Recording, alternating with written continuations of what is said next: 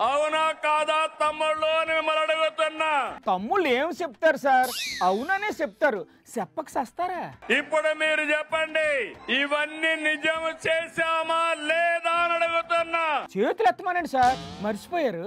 మీరందరూ కూడా లబ్ధి పొందారంటే చేతులు పైకెత్తండి. సార్ ఎవరు ఎత్తట్లేదు, చేతులు పైకి ఎత్తమని గట్టిగా అడగండి సార్. లబ్ధి పొందిన అందరూ కూడా చేతుల పైకెత్తాలి. Okay okay. ఇంకేంటి సార్ విశేషాలు? రాష్ట్రంలో మెడికల్ కాలేజీలు తెచ్చిన ప్రభుత్వం తెలుగుదేశం ప్రభుత్వం అవునా కాదా అని మిమ్మల్ని అడుగుతున్నాను.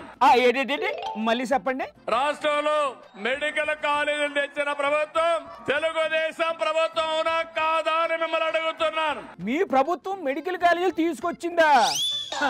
వాళ్ళు తెచ్చిన 17 మెడికల్ కాలేజీలను మీరు అమ్మేస్తున్నారని వైఎస్ఆర్సీపీ అంటుంటే మీరేంటి సార్ మెడికల్ కాలేజీలు తీసుకొచ్చామంటారు?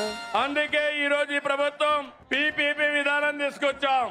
అంటే ఏంటి సార్? ఆస్తి మనది, వేరే వాళ్ళు దాన్ని రన్ చేస్తారు. మరైతే గవర్నమెంట్ స్కూళ్ళు కూడా పీపీపీ కింద అమ్మేస్తారా? తమ్ముళ్ళు ఇక్కడ అందరికి ఫోన్లు ఉన్నాయా? చేతులు పైకి ఎత్తమానండి సార్. ఫోన్లుంటే చేతులు పైకి ఎత్తండి.